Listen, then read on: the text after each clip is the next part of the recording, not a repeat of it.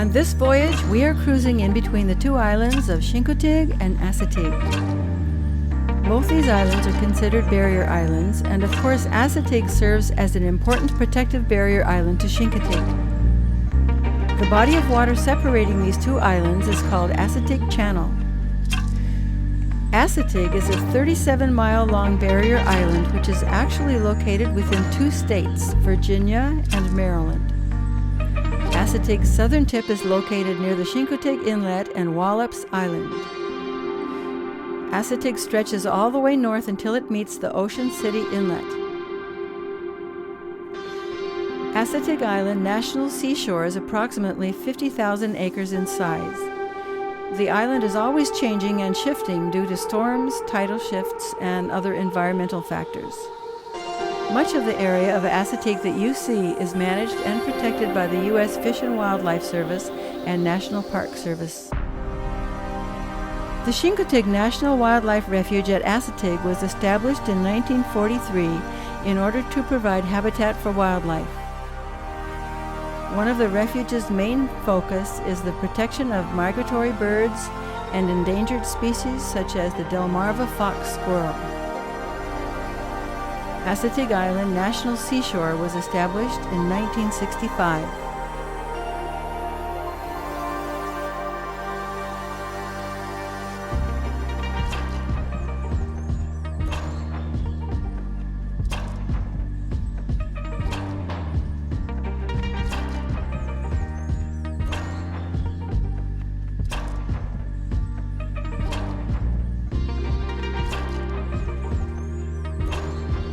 One of the main attractions at Assateague, of course, is the wild horses. They are traditionally called ponies here in Virginia. They have been on the island for over 300 years. Their history is older than our country.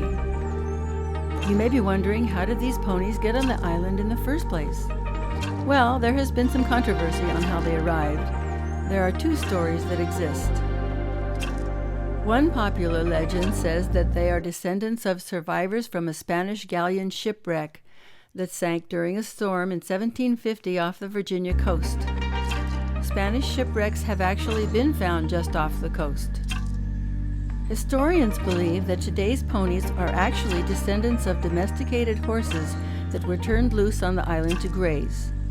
During the 17th century, free-roaming horses, cows, sheep, and pigs caused expensive crop damage to local farms. Farmers were required to pay taxes on all mainland livestock and fence them in. It is thought these coastal farmers therefore introduced their horses to the island along with other farm animals for grazing and a more economical approach. Even today, no one is certain when or how the ponies first arrived on the island. Regardless of their origin, they are still thriving and are some of the hardiest among the horse species. Their special adaptation to the harsh barrier island environment has earned them a registry known as Chincoteague ponies. They are related to Spanish horses, but they are also related to many other breeds. How many ponies live on the island? There are approximately 300 ponies on the entire island at its peak population, which is during late summer once most of the foals are born. Foals are born in late spring and during the summer. The ponies are split into two main herds, one on the Virginia side and the other on the Maryland side of Assateague. A fence at the state line on Assateague helps divide the two main herds. About half of the ponies are on the Virginia portion of Assateague. The Virginia herd consists of a northern herd and a southern herd. The southern herd lives in an area near Tom's Cove, northward to the Assateague Lighthouse. The northern herd roams a large area located several miles north of the lighthouse all the way to the state line. Each herd has several family groups known as bands of ponies that form a tight bond together in a social structure. Each band will graze and socialize in different areas during the day. You never know when one or more family groups will decide to move from one area to the next along the island. Assateague's horses are genetically considered horses, but over time they have actually become smaller to the size of ponies. Most pony breeds are under 14.2 hands tall.